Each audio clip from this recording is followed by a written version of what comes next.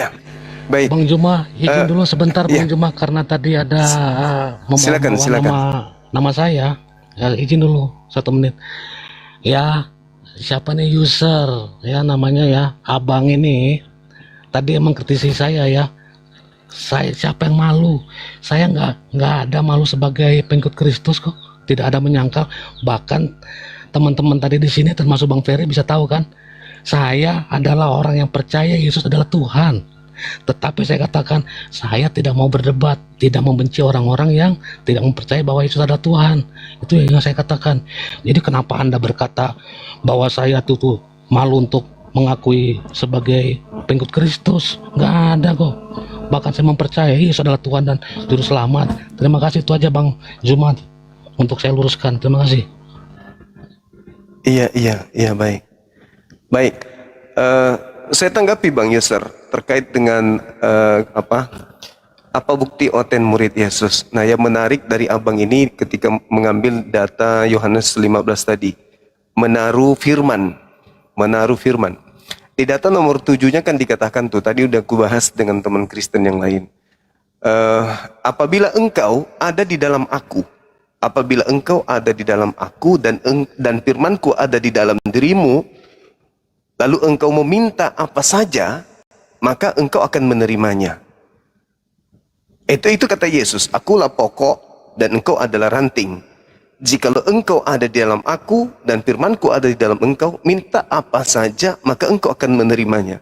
Nah, ini kalau saya minta kepada Abang untuk melakukan sesuatu, dan itu ternyata tidak terbukti, berarti itu pembuktian kalau Abang ini tidak ada di dalam diri Yesus. Makanya kenapa tema ini saya angkat.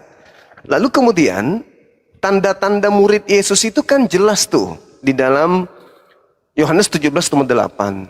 Segala firman yang engkau berikan kepadaku telah aku sampaikan kepada mereka. Mereka ini murid. Mereka telah menerimanya. Dan mereka percaya bahwa engkaulah yang telah mengutus aku.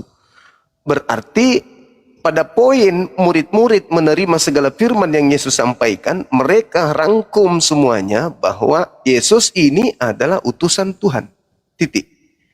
Kalau dia Tuhan, berarti Anda bukan murid. Kalau Anda mendudukkan dia Tuhan, berarti di sini Anda bukan murid. Seperti itu adanya. Jaringan saya gangguan lagi teman-teman sekalian.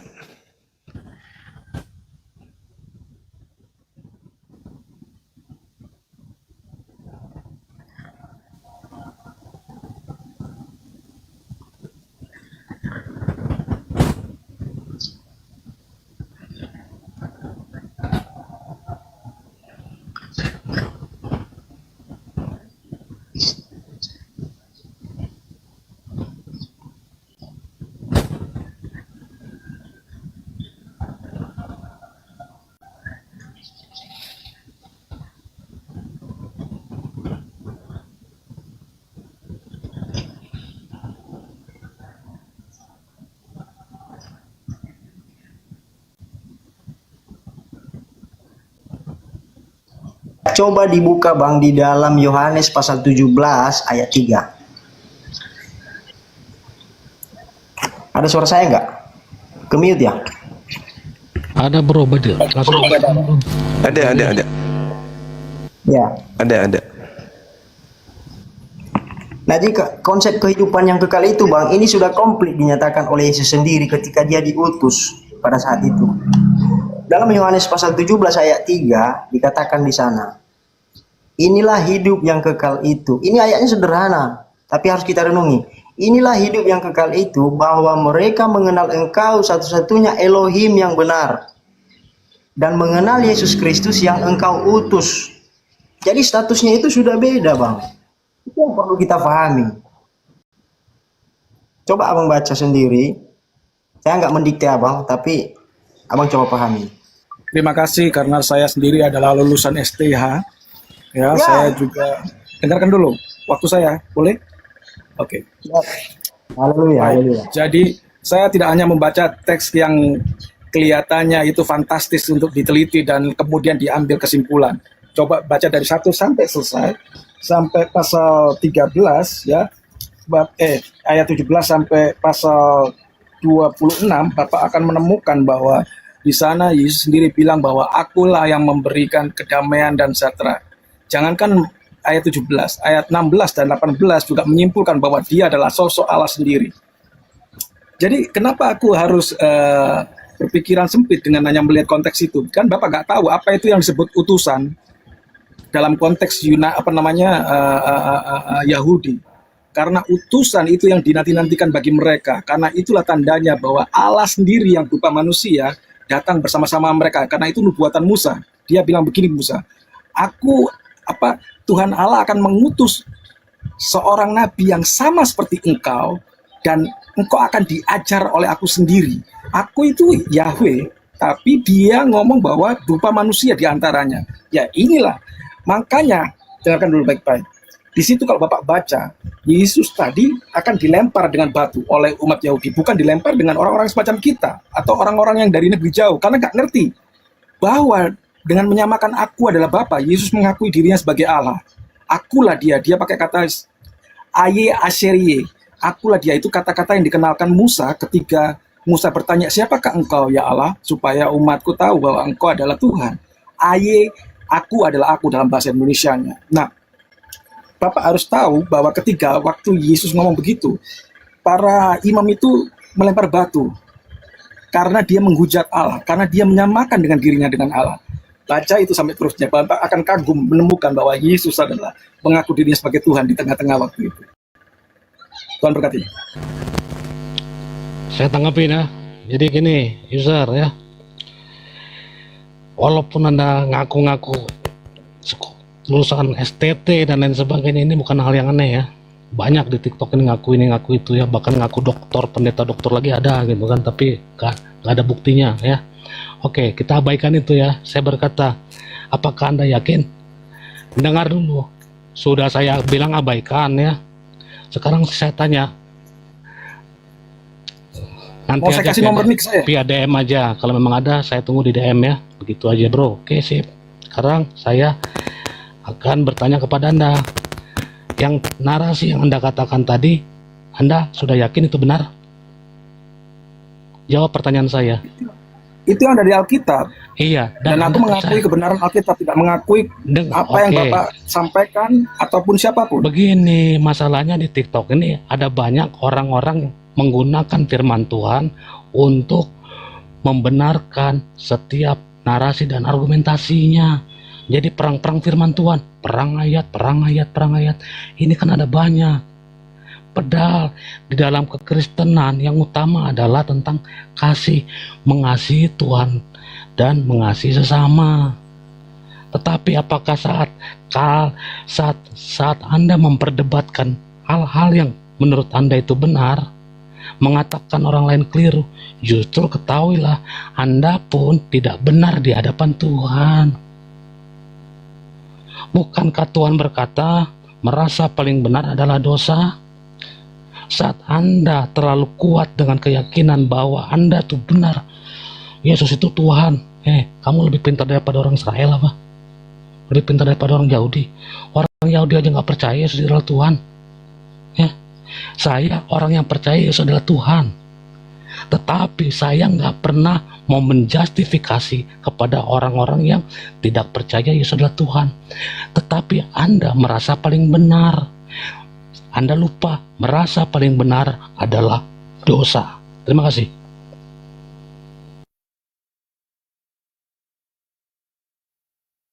Izin dulu ya, izin sedikit ya. Izin sedikit. Ya, assalamualaikum warahmatullahi wabarakatuh untuk saudara saya yang di bawah. Maaf Bang Zuma meninggalkan sebentar untuk perdiskusian karena beliau menunaikan ibadah maghrib ya. Karena sudah masuk di wilayah bagian Wita, Sulawesi. Jadi tadi beliau WA bilang tolong dimonitorkan dulu sebentar sampai beliau selesai untuk sholat maghrib. Jadi silakan. Ini Bang siapa? Bang Indra. Ya atau Ica dulu, si Ica. Silakan tanggapi Ica dari pernyataan Bang Amsal. Silakan Ica. Gimana kabarmu Ica? Sehat ya? Gak ada, suaramu kecil kali loh. Ntar dulu, Mbak Nora. Mungkin Ya. user ini bangga dia punya jenggot kali ya. Ya. Bangga jenggotnya. Oh, saya juga punya jenggot tuh. Oh, jenggotnya banyak. Oke. Just kidding ya, bercanda intermezzo ya. Ya silakan Ica. Ya, suaranya udah ada belum? Ada suaranya tapi kecil. Udah besar kah? Kecil Kak Caca, kecil suaranya. Gimana caranya? Pakai headset coba. Bagaimana? Udah. Udah, keren. Oke. Ya. Udah. Bang User nanti di sini dulu sampai tunggu Bang Zuma selesai ya. Bang Indra. Saya mungkin sampai jam 6:15 karena ada rapat juga saya Zoom. Jadi aku Ya, nggak izin kalau apa-apa, memang beliau sampai jam selesai jam segitu. 18:15. Ya. Ya, jam beliau ya. Oke, silakan Ica. Ya, kalau aku sih nggak mau menanggapin mereka ya, karena kan setiap apa ya, saya tidak mau berargumen dengan sesama Kristen ya, walaupun kita beda.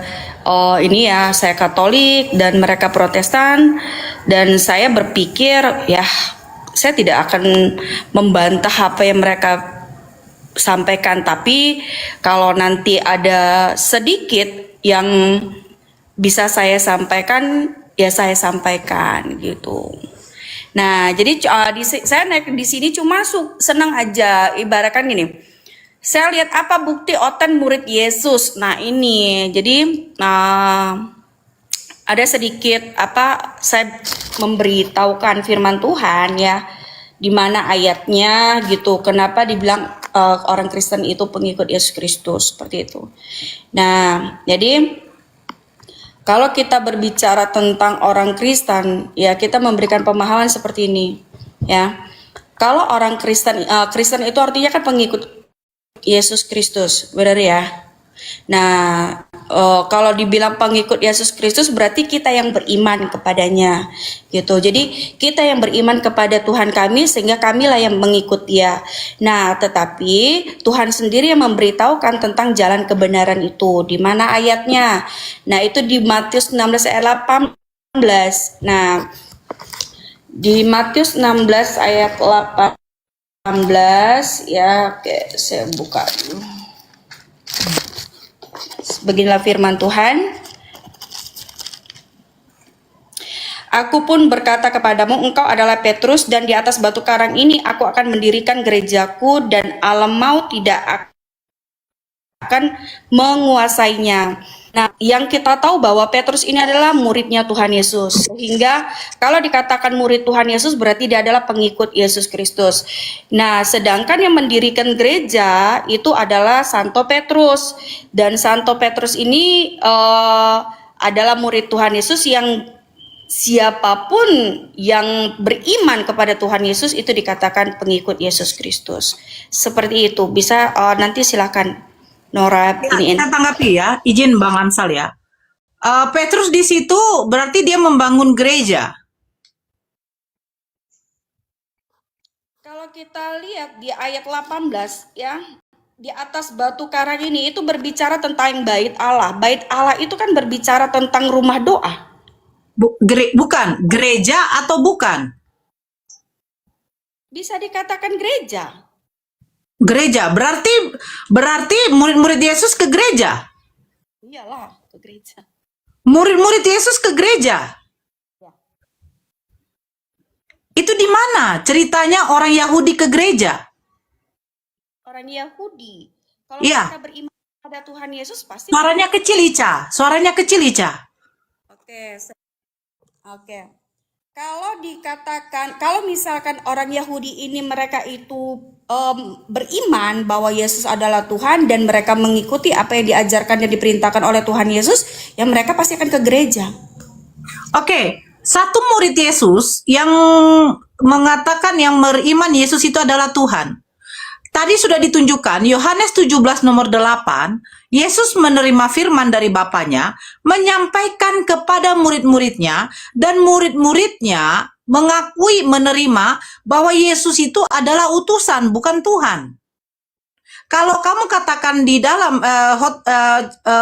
pernyataan dari Petrus, aku akan membangun jemaatku. Eklesia di situ bukan eklesia itu, bukan adalah gedung. Di mana eklesia itu gedung? Itu Yesus yang menyampaikan orang. Begini, Ca. Yesus orang Yahudi, dia bersunat, tidak makan babi, mengikuti hukum Taurat, mengikuti tradisi Yahudi. Kamu katakan gereja, sejak kapan gereja ada di zaman Yesus? Oke, baik. Kalau kita berbicara sejak kapan ya gereja itu ada di zaman Tuhan Yesus, sejak pertama kali Yesus memerintahkan Santo Petrus. Di mana Yesus memerintahkan Petrus untuk membangun sebuah gereja? Yaitu dia di Matius 16 ayat 18. Di situ gereja atau bukan? Coba baca baik-baik. Oke, saya baca baik-baik lagi ya. Oke, saya buka. Di mana tadi? Di Matius 16 ayat 18. Suaranya kecil, Ica. Kenapa suaranya si Ica kecil ya? Ya, nggak tahu kenapa ya. Matius 16 ayat 18. Oke. Silakan baca. Aku pun berkata kepadamu, engkau adalah Petrus, dan di atas batu karang ini aku akan mendirikan gerejaku, dan alam maut tidak akan menguasainya. Oke, sebentar. Dan di atas batu karang ini aku akan mendirikan jemaat, bukan gereja, Ica. Di mana situ gereja? Saya pakai ini Alkitab Katolik, Kak. Apa, Nora? Oke, sebentar. Iya. Oke, sebentar ya, sebentar. Alkitab Katolik nggak apa-apa ya teman-teman ya. Makanya ini saya bilang, aku akan mendirikan jemaatku di sini. Di atas batu ini, aku akan membangunkan sidangku. Jemaatku. Oke, kita tunjuk ya. Saya izin saya besarkan diri saya ya. Ya, silakan. Oke, di sini ya. Dan aku pun berkata kepadamu, engkau adalah Petrus, dan di atas batu karang ini, aku akan mendirikan jemaat. Nah, kalau kita lihat terjemahan dari Selebar pun juga, di atas batu ini aku akan membangun jemaah, bukan berupa gedung. Oke. Kesatuan jemaat, bukan berupa gedung. Nah, kalau kita lihat bahasa apanya ya, originalnya ya, jemaat. Nah ini, mau dia. Ini jadi bagaimana sebenarnya ini? Sebentar ya, kita lihat dulu ya, bahasa originalnya. Jemaatku. Ah, ini eklesia. Eklesia itu adalah jemaat, kumpulan, sidang jemaat, bukan berupa gedung. Sekelompok warga yang dipanggil dari rumah mereka ke tempat umum, sebuah pertemuan. Jadi eklesia ini bukanlah gedung, tetapi eklesia ini adalah jemaat, kumpulan. Di sini menceritakan orang, Ica. Jadi tidak pernah Yesus mengajarkan kepada murid-muridnya itu untuk membangun gedung gereja seperti yang kamu narasikan tadi, Ica. Jadi kita balikan ke original, itu eklesia. Bunda Nora, tadi kemana tadi yang tamatkan STH tadi? Kan saya memakai, bentar ya Bang Ansar bentar ya. Oh ya, siap-siap. Saya sorry dulu. Ya. Nah, kalau Nora mengatakan ini di sini adalah jemaat, ya mungkin di situ ya. Tapi kan saya sudah bilang saya memakai kitabnya Katolik, Alkitab Katolik. Nah, kalau di dalam Alkitab Katolik itu dikatakan gereja, tapi nggak apa-apa, it's okay. Saya ikutin apa yang kamu baca tadi. Nah, kalau di dalam ya, Yesus sendiri yang mengatakan seperti itu adalah Yesus sendiri, benar tidak? Nah, Yesus menyuruh, memerintahkan Santo Petrus untuk apa? Berbicara tentang jemaat. Berbicara tentang jemaat berarti itu berbicara tentang apa? Berbicara tentang orang yang beriman kepadanya. Benar dong? Sebagai apa? Sebagai apa? Yang beriman kepadanya. Sebagai apa? Yesus itu adalah Tuhan. Sebagai Di Tuhan. mana? Di mana murid-muridnya mengajarkan untuk beriman kepada Yesus sebagai Tuhan? Oke. Kontradiksi kalau gitu dengan Yohanes 17 nomor 8. Murid-muridnya menerima Yesus sebagai utusan.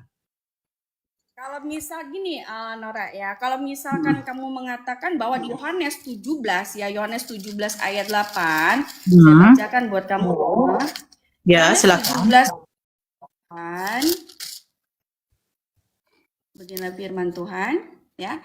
Sebab segala firman yang engkau berikan kepadaku telah kuberikan kepada mereka, dan mereka telah menerimanya. Mereka tahu benar-benar bahwa aku datang dari engkau, dan mereka percaya bahwa engkaulah yang telah mengutus aku. Kalau misalkan Nora bilang Yesus itu diutus, ya betul dia diutus. Yesus itu adalah utusan. Yang mengutus siapa? Yang mengutus Allah Bapa. Dan dia juga mengatakan bahwa Yesus adalah berasal dari siapa? Berasal dari Allah Bapa, gitu loh. Nah, oke. Nah, Enggak, biar jangan panjang. Bapa itu Tuhan. kalau berbicara apakah Bapa itu Tuhan? Kalau kita berbicara tentang Allah Bapa dan firman-Nya, ya betul, dia itu Tuhan. Oke. Karena Jadi lebih besar pengutus apa yang diutus? apakah lebih besar pengutus dari yang diutus, itu tidak ada yang lebih besarnya. Bagaimana ini si Ica? Ica, buka dulu pola pikir kamu. Seorang presiden mengutus wakilnya, apakah berarti lebih besar? Apakah mereka setara? Oke, kalau misalkan kita berbicara tentang kepresidenan, ini kan sudah berbeda cerita. Bukan berbeda, sama. Sama, ada yang mengutus dan ada yang diutus. Apakah yang diutus itu sama juga dengan yang pengutus? Sebentar. Karena kamu mengatakan bahwa Yesus itu adalah Tuhan, Bapa juga Tuhan. Yesus adalah utusan.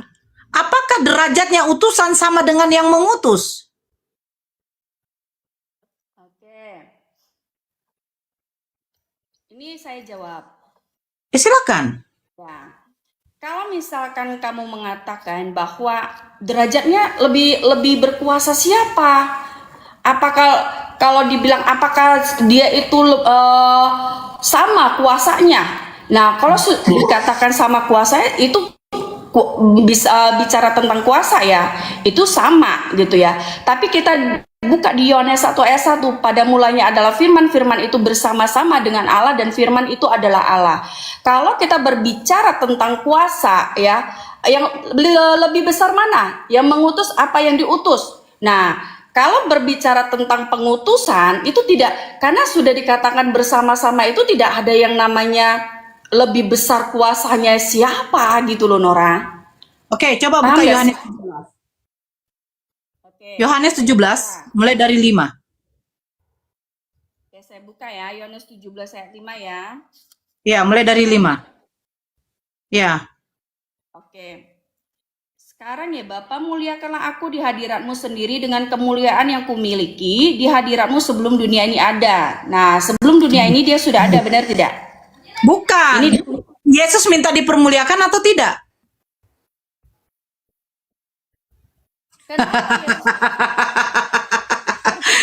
Oleh sebab itu ya Bapa, permuliakanlah aku padamu sendiri dengan kemuliaan yang kumiliki di hadiratmu sebelum dunia ada. Aku telah menyatakan namamu kepada semua orang yang engkau berikan kepadaku dari dunia ini. Mereka itu milikmu dan engkau telah memberikan mereka kepadaku dan mereka telah menuruti firmanmu. Sekarang mereka tahu bahwa semua yang engkau berikan kepadaku itu berasal daripadamu. Kalau kamu mengatakan, sebentar, izin, Ica. Kalau kamu mengatakan Yesus dengan Bapa itu adalah setara, pengutus dengan mengutus itu adalah sama, sederajat, terus ngapain Yesus minta dipermuliakan? Ini logika. Lebih besar yang memberi kemuliaan atau lebih besar yang menerima kemuliaan? Ica, kita di sini berdiskusi, ayo buka pola pikir. Jangan kamu mengutamakan keimanan kamu. Kalau keimanan kamu tidak akan dapat kita poinnya. Oke, kalau misalkan Nora bilang di sini berbicara tentang keimanan, mungkin Nora berpikirnya seperti itu. Tapi saya di sini Saya sesuai data, Ica. di mana dituliskan di dalam firman Tuhan. Ah. Kan? Saya sesuai data, Ica. Saya bukan berpikir. Data yang saya bacakan itu sudah logik. Yesus minta dimuliakan. Siapa? Makanya Yesus mengatakan apa? Sekarang mereka tahu. Siapa mereka? Bukan mereka kalian. Mereka di situ merujuk kepada Bani Israel. Mereka tahu, sekarang mereka tahu bahwa semua yang engkau berikan kepadaku itu berasal daripadamu. Berarti Yesus menerima. Yesus ceritanya di sini hanya menerima firman, menerima pekerjaan, menerima mukjizat. Itu semua Yesus terima. Dan ketika dia menerima, berarti bukan sama, mau kau samakan dia dengan bapaknya. Bapaknya yang memberi contoh. Saya punya orang tua. Orang tua saya yang selalu memberikan saya jajan uang. Apakah berarti saya itu sama dengan orang tua saya? Tidak.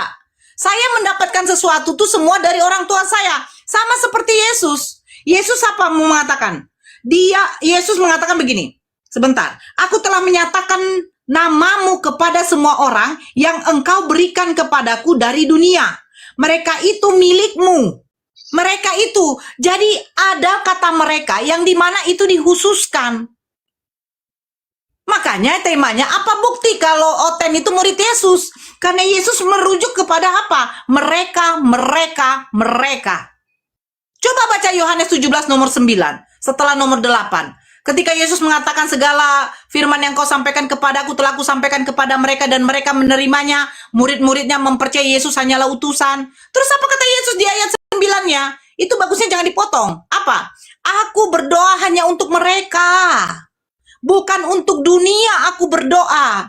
Fix. Bukan untuk dunia Yesus berdoa. Bukan untuk dunia Yesus diutus. Tetapi untuk mereka yang engkau, mereka yang adalah milikmu, yang menjadi milikmu itulah yang engkau berikan kepadaku. Itu kata Yesus. Makanya Yesus mengatakan Matius 15:26, 24, aku diutus hanya untuk domba-domba yang hilang dari umatku. Siapa umatnya? Israel. Makanya dia katakan, jadikanlah semua bangsa muridku. Muridnya Yesus bangsa apa? Bangsa Israel. Bukan, jadikanlah semua bangsa muridku. Sebenarnya simple, Ica. Cuman karena keimanan memaksakan Yesus jadi Tuhan, jadi apa yang ada di dalam Bible, kalian putar balikan semua. Oke, boleh saya bicara? Silakan. Ini biar saya bicara dulu ya. Agak keras kan suaranya, Ica? Memang kecil suaramu. Suaraku kecil ya, We ya? Kecil ya? Kecil. Tanya Bang Amsal ya, Bang Amsal ya. Kadang besar, kadang kecil. Coba campur Bentar ya. Bentar. Bang Amsal sambil mencas itu, jadi ada story. Baik, iya. Oke, sip. Oke, masih kecil nggak suaranya? Masih kecil. Ada headset nggak, Ica? Udah pakai. Yaudah aku turun ke Iya. bawah dulu deh. Mana tahu di bawah lebih ini. Bentar ya. Oke. Jadi teman-teman ya. Bang Zuma udah monitor? Belum ya? Oke, wait.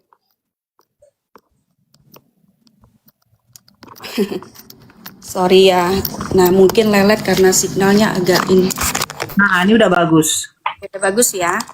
Ya. Oke. Nah, saya akan bacakan ya. Ini sedikit saya yang menyampaikan ya, Nora ya. Biar Oke, supaya silakan. paham ya, Nora. Wait. Kita di sini edukasi ya teman-teman ya. Kita nggak ada cari yang bagaimana supaya kita bisa mengenal tentang Alkitab Firman Tuhan ini. Oke, sedikit saya memberikan pemahaman tentang di Yohanes 17 ayat 5 sampai ayat 9. Aku telah menyatakan namamu kepada semua orang yang engkau berikan kepadaku dari dunia. Mereka itu milikmu dan engkau telah memberikan mereka kepadaku. Dikatakan di situ.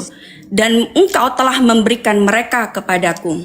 Dan merekalah dan mereka telah menuruti firman-Mu. Nah, itu yang berbicara kepada apa? Yang berbicara tentang yang beriman gitu ya. Menuruti firman-Mu. Itu yang bahwa kita itu percaya. Kalau kita berbicara di Yohanes ini Yesus datang itu untuk mengenalkan Allah Bapa ini. Siapa Allah Bapa ini? Siapa Allah Bapa yang sebenarnya ini? Gitu loh.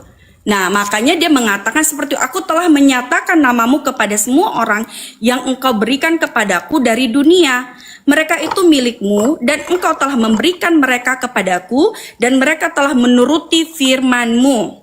Ya. Sekarang mereka tahu bahwa semua yang engkau berikan kepadaku itu berasal dari engkau. Berasal dari engkau. Nah, semua itu berasal dari apa? Betul. Yang mengatakan tidak berasal dari Allah Bapa siapa? Semua kita ini berasal dari Allah Bapa. Suaranya hilang, Ica. Hilang lagi ya? Kecil, suara kecil. Kenapa begitu ya? Pun bingung. Nah tuh suaranya. Suaranya udah bagus belum? Enggak, kamu suaranya bagus, hilang lagi gitu loh. Jadi enggak apa aja, coba apa? Pakai headset coba. Ah itu Bang Zuma udah hadir. Iya. Yang tadi itu Bang, Assalamualaikum Bang. Mana? Waalaikumsalam warahmatullahi Dia wabarakatuh. punya ada acara dia jam 6 lewat. Jadi mau hadir lagi? Nggak tahu, dia katanya insya Allah, dia bilang ya kalau saya nanti udah selesai, kalau masih live, dia apa katanya. Masya Allah, Bapak barakallah. Ya kita tunggu berarti, mudah-mudahan habis Isya beliau bisa hadir. Lanjut. Ya, aku lanjut ya. Iya, Suaranya kecil Ica. Kecil lagi ya? Kenapa ya kecil ya? iya suaranya kecil, Kenceng nggak? Enggak, kecil. Kecil banget ya? kayak jauh banget kamu dari HP. Jengkal loh. Enggak, begini aja Ica, coba. Ica turun, baru naik lagi. Coba ya. Keluar dulu dari TikTok, nanti kirim permintaan naik, saya naikkan. Oke, coba ya. Bentar ya. Nah ini nih, udah datang Abang Indranya. Oke. Coba. Baik. Halo Bang Indra, silakan buka kameranya. Kita diskusi Bang. Salah saya. Saudara seorang lulusan teologi, saya suka. Ya. Artinya orang yang memiliki nilai akademisi, ilmu formal dalam kaidah kekristenan. Oke. Tentu yang ditunggu-tunggu ini adalah penjabaran seorang teolog terkait pembuktian kalau Kristen itu adalah murid Yesus. Saya sebagai Muslim juga penasaran gitu kan ya. Karena saya tidak melihat ada pola di kekristenan itu pembuktian bahwa Kristen ini adalah cerminan dari pengikut Yesus. Karena kalau saya baca Bible, Yesus itu mengajarkan kepada kaumnya Bani Israel terkait dengan hukum-hukum, ketetapan, kalau dalam Islam disebut syariat, muamalat dan seterusnya. Dan saya tidak temukan itu ada di Kristen. Nah, mungkin saudara bisa memberikan bukti valid bahwa Kristen ini adalah murid atau pengikut Yesus. Silakan. Ya, saya langsung aja menuju zamannya Musa ya. Zamannya Musa, seseorang yang harus betul-betul diselamatkan atau di hadapan Allah itu dikuduskan. Maka mereka harus mempersembahkan korban dan ritual-ritual, yaitu Taurat ya. Nah, ritual-ritual Taurat itu ada 630 butir, maaf cakap, 630 butir termasuk 10 hukum Taurat ya. Nah, tapi untuk mentahirkan dari dosa hampir-hampir mereka nggak bisa. Oleh karena itu imam besar mereka setahun sekali masuk ke bait Allah mempersembahkan korban. Nah, korban itu dipercikkan di mezbah dan kemudian menanti apa yang difirmankan Tuhan. Jika dosanya diampuni, maka Tuhan berfirman dan kemudian imam besar keluar dari bait Allah mengumumkan bahwa dosa-dosa mereka sudah diampunkan Allah tahun ini. Tapi untuk tahun besoknya harus ada korban persembahan lagi. Nah, ketika ritual-ritual itu berlangsung sampai zamannya Yesus, ketika Yesus mati di kayu salib, dia bilang begini, sudah selesai, sudah lunas. Artinya semua tuntutan syariat-syariat Taurat dan semuanya itu sudah nggak lagi dilakukan kecuali 10 hukum Taurat ya, yaitu tadi yang jangan membunuh, jangan berzina, jangan mencuri, nah 10-10-nya itu. Tapi yang lainnya hukum seremonial, hukum sipil itu sudah, kecuali hukum moral. Hukum moral termasuk 10 hukum Taurat. Itu sudah selesai, sudah dilakukan. Makanya kami nggak ada syariah yang harus diwajibkan untuk kita. Kalau kita memang mau melakukan itu ibadah untuk ibadah, lakukan dengan kasih, itu aja. Jadi nggak ada tuntutan. Nah, sekarang Bang Zuma menanyakan yang lebih konkret. Apa sih contohnya orang-orang mengikuti Yesus? Ya, dia pertama hidup seturut firman Allah, yang jelas begitu. Yang kedua, dia juga harus menceritakan kabar keselamatan ini kepada orang-orang yang belum percaya, siapapun. Dan kemudian kalau dia percaya, dia harus permandikan mereka atau baptis mereka. Terus kemudian dia muridkan, dia harus ajar mereka sesuai dengan segala tulisan dan perintahnya Allah yang di kitab ini. Itu ada tertera di Matius 28 ayat 18 sampai 20. Itu saja dulu. Nanti Oke, baik. kepanjangan. Iya, menarik, Bung, apa yang saudara sampaikan ini. Saya metik satu poin aja, bahwa Yesus di situ mencanangkan hidup seturut firman Allah dalam pandangan Kristen. Tapi saya tidak menemukan Kristen ini seturut dengan firman Allah. Menyembah Yesus itu bukan firman Allah. Menyetarakan Yesus dengan Allah itu bukan firman Allah. Makan babi, ibadah minggu, Natalan, percaya Markus, Lukas, Matius, Galatia, Filipi itu bukan seturut dengan firman Allah. Tidak ada firman Allah seperti itu, nggak ada. Firman Allah itu apa yang terekam di dalam PL, kitabnya orang Yahudi, itu firman Allah. Kalau yang ada di Markus, Matius itu bukan firman Allah, itu perkataan Lukas, perkataan Markus, dan Allah tidak pernah berfirman kepada mereka. Nah, inilah makanya kami sebagai Muslim, sebagai penonton yang mendengarkan saudara Kristen, pengikut Kristus, pengikut Yesus, pengikut, mana yang diikuti orang Kristen ini ya? Kami nggak menemukan itu. Tidak ada. Karena Yesus itu disibukkan sehari-hari melakukan pengajaran kepada kaumnya Bani Israel dengan menggunakan kitab Tanakh. Yesus sibuk beribadah bersama dengan orang-orang yang bersunat. Ibadah Sabat, tidak makan babi, tidak menyembah Yesus, tapi menyembah kepada Tuhan, yaitu yang mereka sebut Hashem.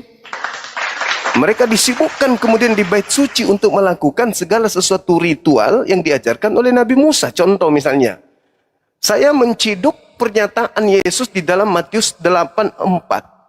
8 nomor 4 maksudnya. Pergilah, perlihatkanlah dirimu kepada imam dan persembahkanlah persembahan yang diperintahkan Nabi Musa kepadamu.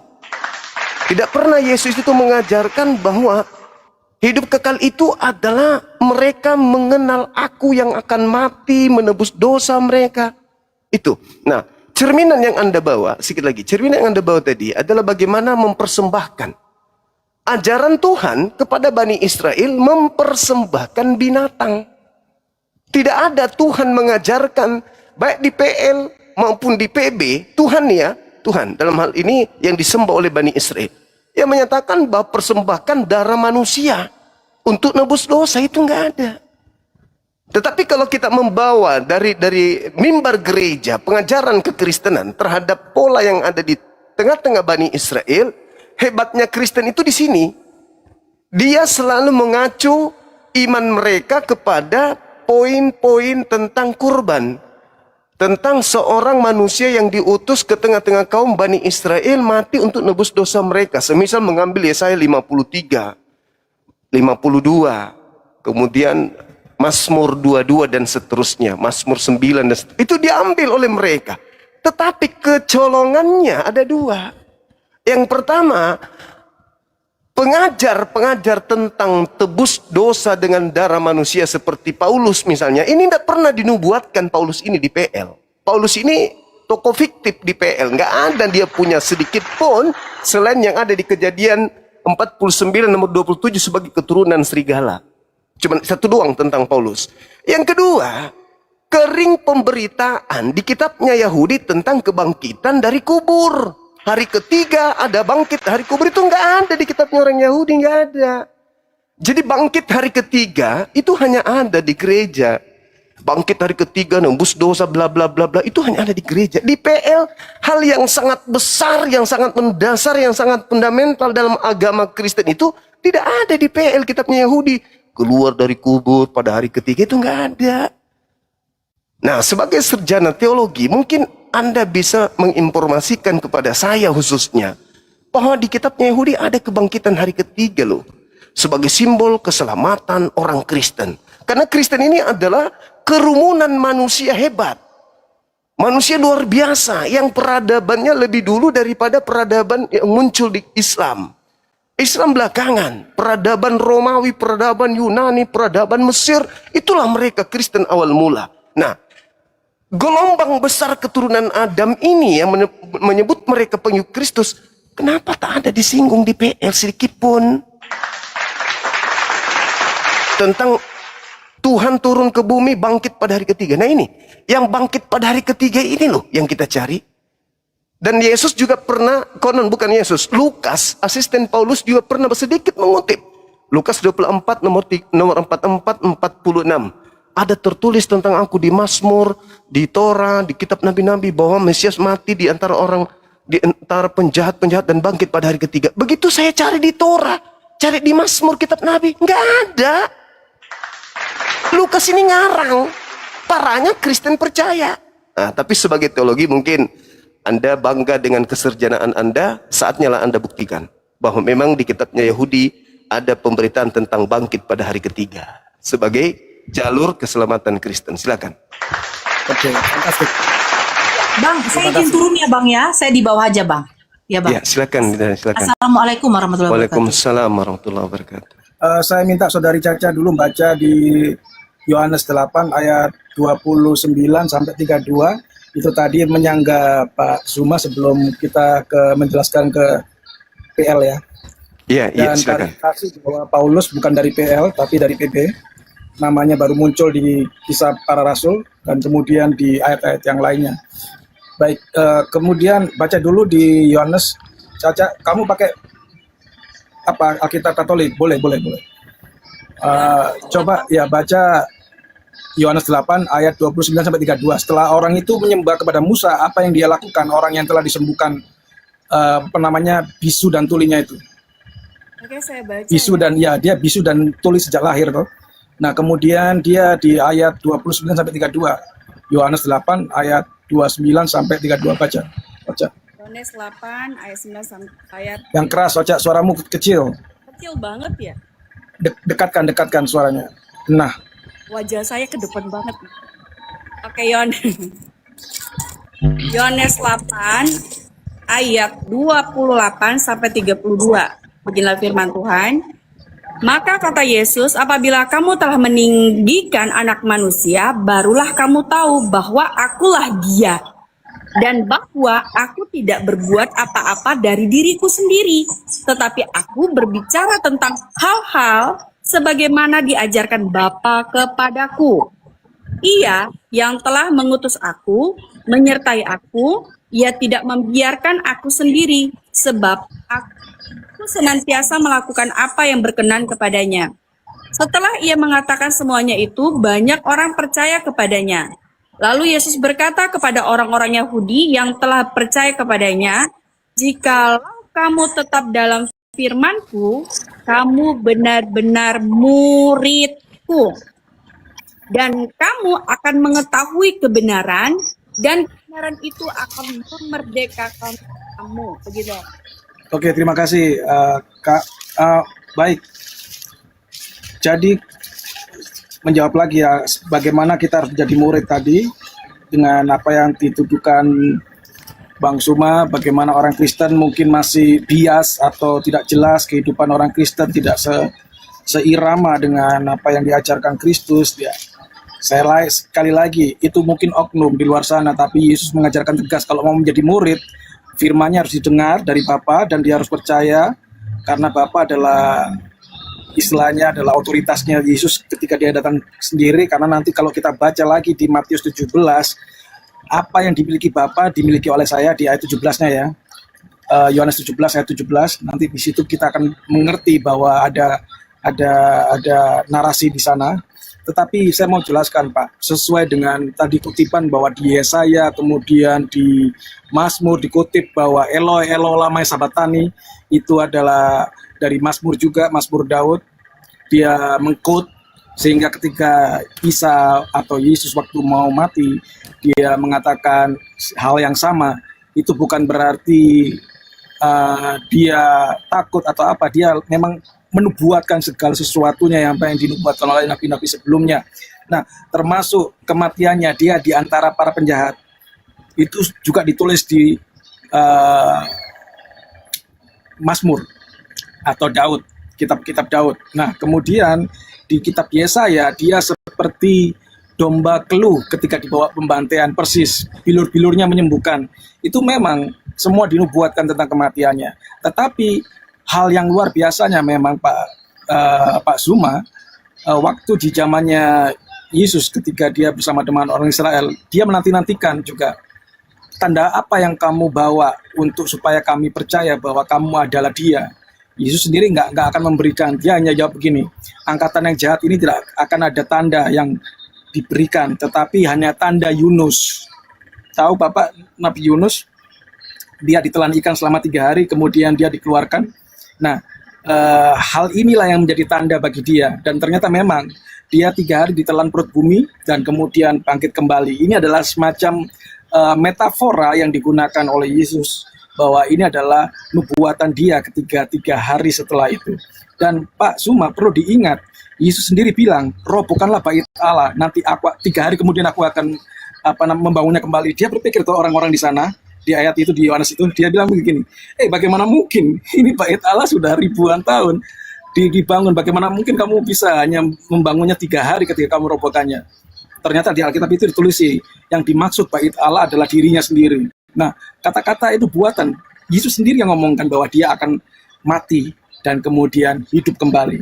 Jadi itu saja mungkin bisa menjawab. Jika bisa belum menjawab, silakan Bang Zuma untuk. Ya, baik Bang, baik. Izin Ya, menanggapi, silakan Bang Ferry, silakan. Sebenarnya sih saya nggak mau berdebat masalah-masalah ini sebenarnya. Karena kenapa? Ya, saya mau konfirmasi aja sama Bang User Indra. Gini Bang, tadi ada yang ingin saya konfirmasi dari penjelasan Abang. Saya nggak tahu dari segi akademisi Abang, latar belakang saya nggak tahu. Tetapi saya ingin konfirmasi yang sesungguhnya. Ya, tadi Abang mengatakan bahwa Yesus itu adalah Bapa sendiri. Di mana Bapak pernah mengatakan bahwa aku adalah Yesus? Di mana pernah Bapak mengatakan aku akan turun sendiri melalui rahim Maria? Ya, karena dikatakan akulah dia. Ini sebuah pertanyaan kepada Petrus pada saat itu. Ketika Yesus bertanya, siapakah aku menurutmu Petrus? Lalu Petrus menjawab, ya. Ketika Petrus menjawab, engkau adalah Mesias. Berarti dia adalah Mesias yang digenapi di PL, kan begitu? Bukan Bapak itu sendiri. Karena kenapa? Pribadi Yesus sendiri sudah berbeda dengan Bapak. Buat apa Bapak menjadi Yesus lahir sebagai manusia? Duduk perkaranya di situ. Dikit, ini maaf ya Bang ya. Boleh saya ini ya Bang ya, Bang Juma ya. Iya, Karena boleh. kenapa? Dengar dulu Kak Ica. Karena kenapa? Yesus ini sendiri identitasnya sudah jelas. Dia sebagai latar belakang dari kultur Yahudi. Dia ini orang Yahudi yang tidak berbapa namun beribu. Bang Ferry, dikit bentar. Bang Ferry, Saya selesaikan dulu. Diselesaikan dulu Mbak Ica, sebentar aja. Habis itu Mbak Ica. Iya. Ya. Dia ini manusia dari suku Yahudi, latar belakang Yahudi. Artinya bukan dari garis ayah, tetapi dari garis ibu. Karena kenapa? Maria juga dari garis keturunan Yehuda. Kalau kita mau menelusuri ke dalam ya, dari internal mereka. Tetapi Bang, justru ya, Saya pernah mendapat pemaparan dari saudara tertua dari bangsa Israel sendiri. Saya tidak begitu paham ya, bahwa manusia yang pernah datang 2000 tahun yang lalu ya, yaitu sosok Yesus ini ya, tidak dikatakan sebagai Tuhan pada saat itu, tetapi Tuhan, Kurios, Lord. Nah, disinilah pemahaman yang sebenarnya. Jadi kenapa sosok Mesias ini, sosok Yesus ini dituhankan oleh orang-orang setelah pada saat sekarang ini. Jadi saya mau konfirmasi itu, apakah Bapa adalah Yesus sendiri atau bukan? Karena kenapa? Buat apa Bapa menjadi manusia gitu loh? Bukan berarti karena Tuhan itu maha kuasa tidak bisa menjadi apa-apa berarti nggak berkuasa dong. Buat apa sebenarnya coba dia menjadi manusia, kan begitu Bang? Jadi saya hanya ingin mendapat jawaban yang pasti aja, nanti saya bisa menyimpulkan poinnya Bang. Gitu. Ya, silakan Mbak Ica, mungkin ada yang disampaikan. Ya, sedikit ya. Ya. Nah, gini Bang Ferry, mungkin ya, kalau yang saya dengar tadi pemahaman dari Bang Indra itu bukan Bapak yang nggak tahu ya, tapi yang saya dengar dari tadi itu berbicara tentang keilahiannya yang setara dengan Allah Bapa. Nah, kalau berbicara tentang Yesus Kristus ya, Yesus Kristus itu kita bicara tentang kepribadiannya itu ya berbeda gitu. Karena kan di Yohanes 1 ayat 1 kan sudah dikatakan bersama-sama. Nah, di Yohanes 1 ayat 1 pada mulanya adalah firman, firman itu. Kalau dikatakan firman itu bersama-sama berarti ada di dalam diri Allah Bapa, benar tidak? Nah, kita harus tahu dulu firman itu apa sih? Nah, gitu. Jadi, kalau kita sudah mengetahui firman itu apa, baru kita bisa mengetahui Yesus itu siapa. Nah, kalau kita mau mengetahui firman itu siapa, kita buka tuh di Kejadian. Kejadian itu berbicara tentang pengenalan akan firman Allah. Berfirmanlah Allah, jadilah terang, lalu terang itu jadi.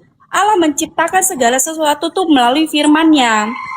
Jadi yang setara dengan Allah Bapa itu adalah itu berbicara tentang keilahiannya. Tapi berbicara Yesus kalau Yesus Kristus itu ya, Yesus kan manusia, Allah Bapa, Sang Sumber yang nggak bisa disetarakan gitu loh. Ya lanjut. Maksud Bang Indra. Oke. Pak Suma dulu, silakan. Boleh. Saya masuk dulu. Mumpung saya ingat. Untuk Mbak Ica, berfirmanlah Tuhan, jadilah terang, jadi matahari. Berfirmanlah Tuhan, jadilah hamil. Jadilah Yesus. Sama itu. Ya. Firman keluar dari mulut Tuhan, datang ke Maria, hamil. Firman datang kepada benda, jadi benda jadi. Nggak ada masalah dengan itu. Sabar dulu, saya selesaikan. Kemudian, tadi Saudara Indra, begini Bang, Anda membawa data Yohanes 8. Anda sadar nggak kalau itu Yesus tidak berbicara dengan Anda di situ? Jadi, kelebihan orang Kristen itu, mau apapun pendidikannya, terkadang mereka itu mati akal ketika membaca Bible. Kenapa saya katakan mati akal? Ketika ada seorang guru, dosen, berbicara dengan mahasiswanya di Universitas Indonesia, kita yang ada di Makassar ini merasa bahwa dosen itu bicara dengan kita yang sedang membaca sebuah buku yang mereka jadikan sebagai landasan referensi pengajaran dalam kampus UI. Jadi orang UI, orang kampus di UI, dosennya mengajarkan kalian, kamu. Kita yang ada di Makassar membaca kemudian literasi itu, buku itu, kita merasa, oh dosen ini ngomong sama kita. Kelemahan Kristen itu di situ. Yohanes 8 itu tidak berbicara dengan orang di luar kalangan Bani Israel. Itu Yesus sedang berbicara kepada murid-muridnya yang ada di atas Bukit Zaitun. Sadari itu dulu supaya kalian ini saudara-saudara nggak merasa kepedean gitu loh. Setiap Yesus berbicara, aku akan pergi ke rumah Bapa, di rumah Bapa banyak tempat, aku akan datang menjemput. Kristen yang gitu loh. Kelebihan Kristen itu di situ. Itu satu. Yang kedua, ketika saudara membawa Matius 12, tanda Yunus, sadarkah saudara bahwa keluar dari kubur itu adalah tanda untuk orang jahat? Angkatan jahat ini, angkatan tidak setia ini minta satu tanda. Dan tidak akan diberikan satu tanda apapun selain tanda Yunus. Sebab Yunus 3 hari 3 malam dalam perut ikan, demikian juga anak manusia akan berada dalam perut bumi 3 hari 3 malam. Sekali lagi, itu tanda untuk siapa? Untuk orang jahat. Kalian terima, kalian orang jahat. Sederhana bukan? Kenapa kalian orang jahat? Nih tak kasih data. Di dalam KPR 2 nomor 36, bagi orang jahat yang menyalib Yesus, Petrus berkhotbah. Apa kata Petrus kepada orang-orang yang jahat? Seluruh orang Israel harus tahu dengan pasti bahwa Allah telah membuat Yesus yang kau salibkan menjadi Tuhan dan Kristus. Nah, jadi saudara Ferry, kalau ada di kalangan saudara-saudara kita Kristen menjadikan Yesus itu Tuhan, sabar. Memang Tuhannya Yahudi membuat Yesus menjadi Tuhan untuk orang-orang jahat. Jadi jangan panik. Yesus itu memang Tuhan, tapi Tuhan hanya kalangan orang-orang jahat doang. Angkatan jahat ini minta satu tanda dan tidak akan diberikan satu tanda apapun selain tanda Yunus, yaitu keluar dari kubur, keluar dari perut ikan. Itu tanda untuk siapa? Untuk orang jahat. Makanya kalau ada orang Kristen lulusan STT, lulusan apapun itu menuhankan Yesus, jelas dia adalah pengikut orang Farisi, yaitu orang-orang jahat. Karena Yesus memang mengatakan kepada murid-muridnya, waspadalah kepada penyesat yang datang kepadamu, memakai namaku dan berkata, akulah Kristus, mereka akan menyesatkan banyak orang. Nah, siapa yang memakai nama Yesus ini? Angkatan jahat yang dijadikan Yesus yang mereka salib menjadi Tuhan untuk mereka.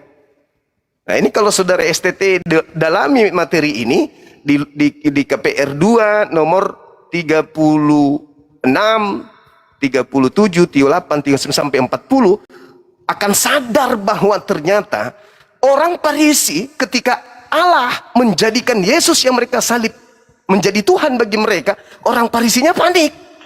Tapi orang Kristennya senang. Orang Farisi panik. Kenapa orang Farisi panik? Yesus dijadikan Tuhan untuk mereka. Karena orang Farisi tahu, ahli Taurat tahu, kalau Tuhan itu cuma satu, yaitu yang ada di langit. Dan Yesus yang mereka salib ini bukan Tuhan. Tapi karena kejahatan mereka, maka Tuhan mengutuk mereka, sehingga Yesus yang mereka salib dilantik, dibuat menjadi Tuhan bagi orang-orang jahat tersebut. Tapi bukan Tuhan untuk murid-murid asli. Bukan Tuhan untuk mereka yang mengikuti jalan lurus. Tapi Tuhan untuk angkatan jahat.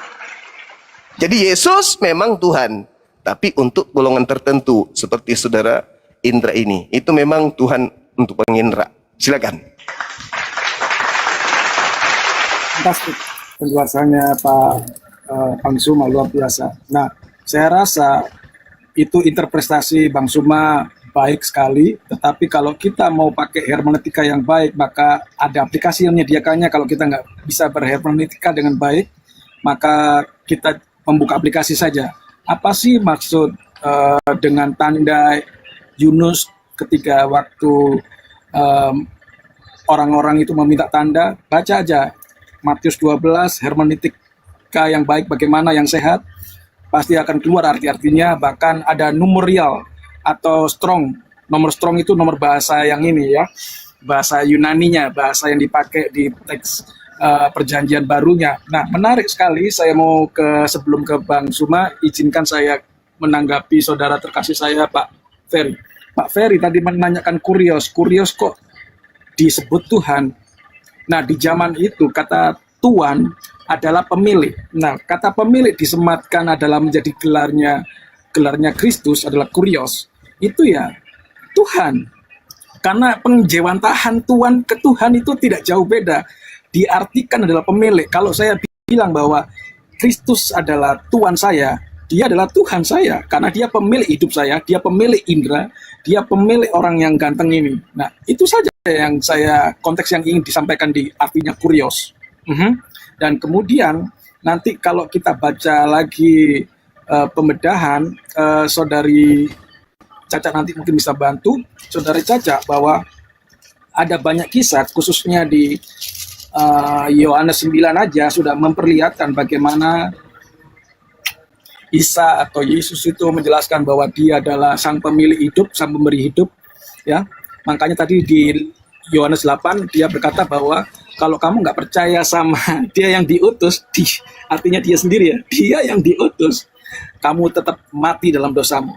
Saudara-saudara, ini bukan perkataan saya, tapi Yohanes 8 ayat 32 tadi yang sudah dibacakan oleh saudari Caca itu.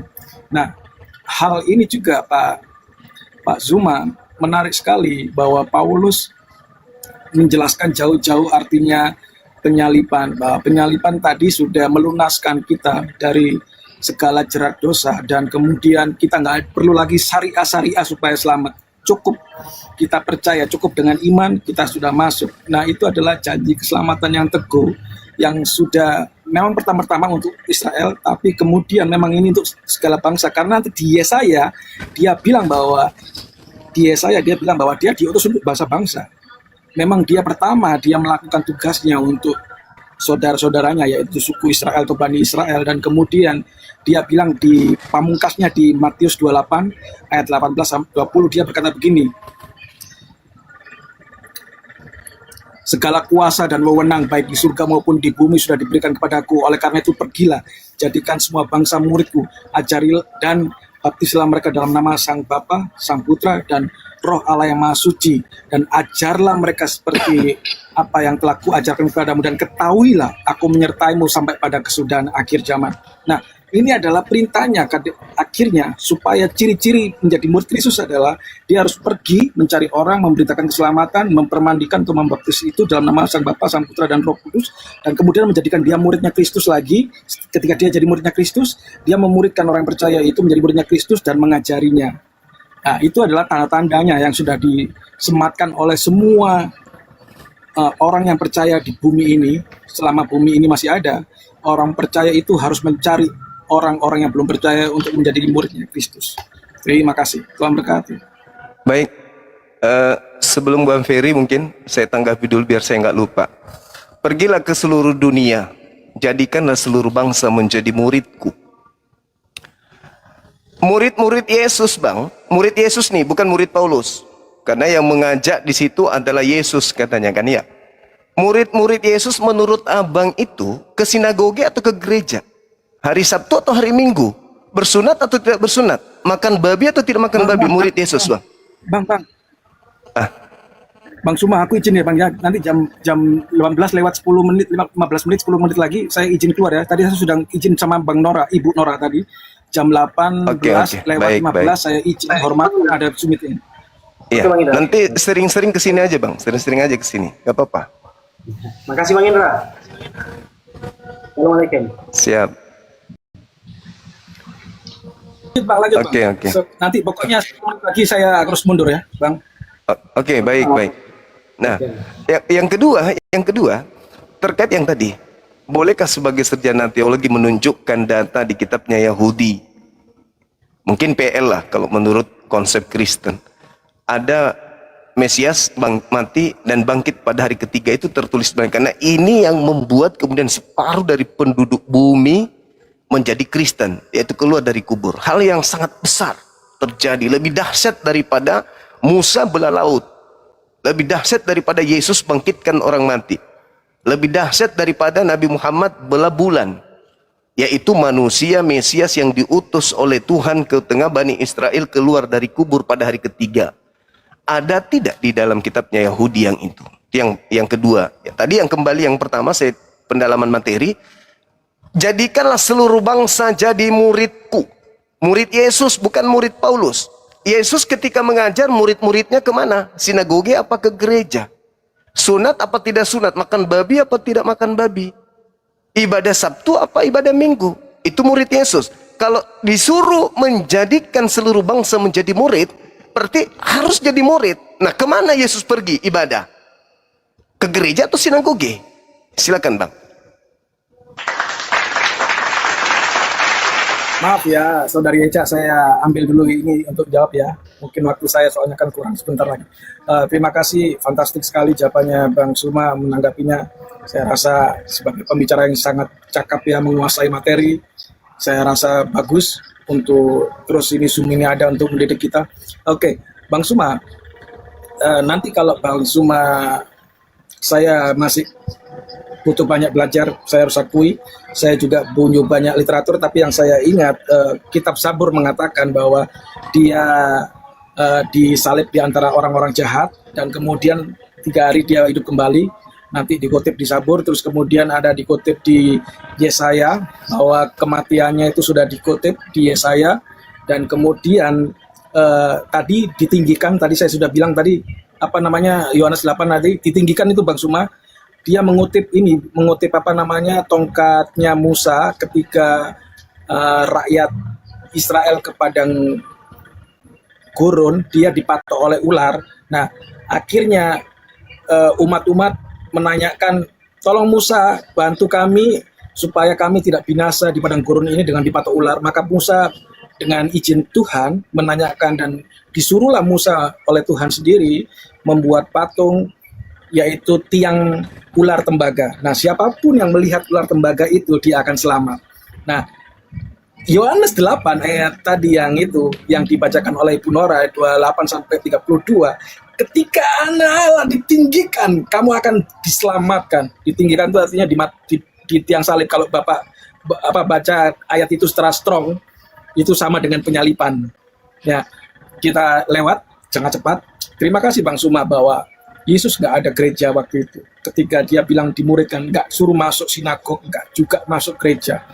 Karena nanti di Kisah Para Rasul 4 baru tahu ada tulisannya jemaat mula-mula.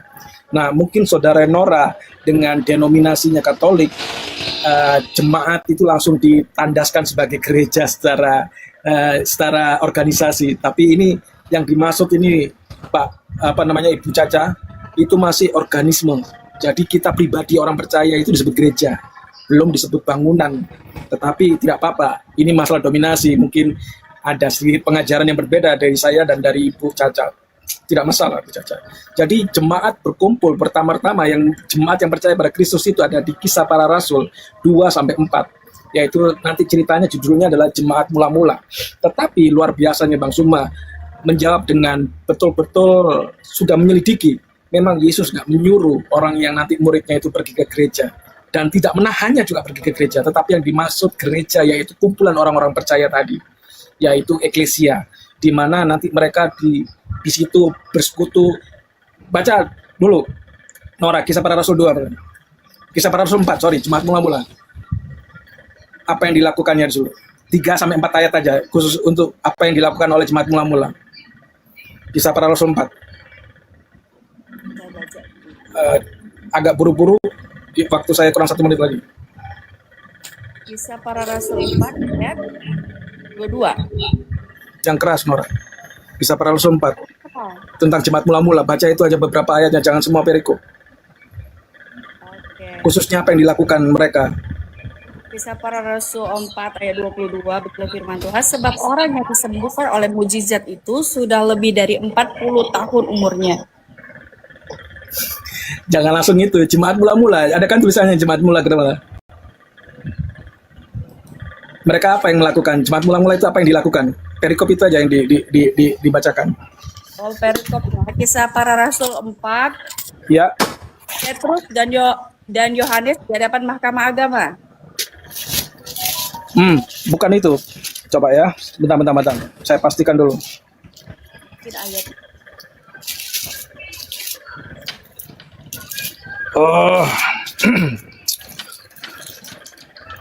Oh, sorry, aku tadi sudah Saya nanti mau bertanya Kisah Para nih. Rasul 2. Kisah Para Rasul 2. Ya, Kisah Para Rasul 2. Ya, ayat 46 aja sampai 47. Benar, sorry ya. Kisah Para Rasul 2 ayat disingkat aja 46 sampai 47 aja. 46 sampai 47 boleh?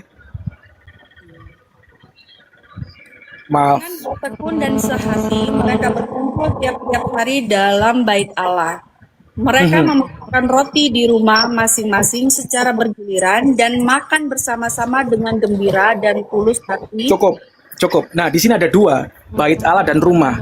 Jadi kadang tadi saya bilang tidak diharuskan di bait Allah atau di gereja, tetapi juga tidak menampilkan kalau harus di rumah, karena ada 2 tadi saya sudah bilang kan. Jadi memang ada di bait Allah dan di rumah. Mereka melakukan persekutuan, memecah-mecahkan roti. Roti itu tubuh Kristus ya. Jadi ini tubuh Yesus. dan ini darah Yesus. Mereka melakukan perjamuan terus-menerus, itu diulang-ulangi karena itu mengingatkan pengorbanan rekan Yesus. Itu perintahnya sebelum the Last Supper, yaitu perjamuan terakhir tentang Yesus waktu sebelum dia disalibkan, 1 hari sebelum disalibkan. Nah, kemudian dia juga bertekun dalam pengajaran rasul-rasul. Nah, ini terus menerus. Ada puji-pujian di sana. Itu nanti kita baca sampai riwayatnya itu menyebar kemana-kemana. Nah, itu adalah cara hidup jemaat yang pertama atau mula-mula di situ, dikutip di Kisah Para Rasul 2. Itu mulai mereka berkumpul yang percaya. Silakan jika ada tanggapan, waktu saya 5 menit lagi Bang Suma. Oke, baik. Saya izin. Menanggapi Bang Juma. Iya, Izin Bang Juma. Tadi boleh, Indra boleh. mengatakan gereja ada. Silakan. Ya, terima kasih Bang Juma. Tadi Indra mengatakan di gereja adalah kumpulan orang yang percaya. Ya, itu nggak ada ayatnya loh. Itu hanya pemikiran Anda sendiri. Yuk kita bicara fakta. Di gereja malah malah ada banyak orang-orang munafik yang kumpul di gereja. Saya rajin ke gereja, tetapi saya katakan bahwa di gereja itu banyak orang-orang munafik. Tidak ada ayatnya juga bahwa di gereja itu ada Tuhan. Anda percaya di gereja ada Tuhan? Indra, tolong jawab saya. Apakah Anda percaya di gereja ada Tuhan? Jawab coba. Mungkin Bang Anda Amsal percaya? punya sesuatu. Coba Caca, ya, atau Indra. Apakah kalian percaya di gereja ada Tuhan? Jawab coba. Ya Bang Percaya nggak? Amsal. Jawab aja, percaya atau enggak, itu aja. Amsal penuh dengan kepahitan. Enggak. Saya pun ke gereja kok. Kita nggak boleh ke gereja. Tidak ke gereja, harus ke gereja ya. Tidak boleh menghindarkan diri dari peribadatan. Tetapi saya bertanya, apakah Caca atau Indra percaya di gereja ada Tuhan? Jawab dulu, jawab. Coba. Jawab. Kan nggak bisa jawab. Tidak ada ayatnya di Alkitab Saya nggak di akan gereja jawab karena saya tidak di mau gereja menjawab itu ada semua Tuhan, nggak ada. pertanyaan. Makanya di gereja itu ada banyak orang-orang munafik karena nggak ada Tuhan di gereja. Ayo tunjukkan ayatnya di mana di gereja ada Tuhan. Jawab. Tunjukkan di mana ayatnya. Yuk, yang ngaku tamatan STT. Tunjukkan di mana ayatnya di gereja ada Tuhan. Yuk. Mumpung kita lagi bahas tentang gereja. Yuk.